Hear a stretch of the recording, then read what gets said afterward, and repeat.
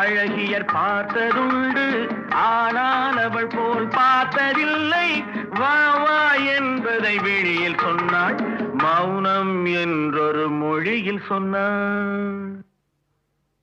அவளுக்கென்ன அழகிய முகம், அவனுக்கென்ன இளகிய மனம், நிலவுக்கென்ன இரவினில் வரும் இரவுக்கென்ன, உறவுகள் தரும் உறவுக்கென்ன.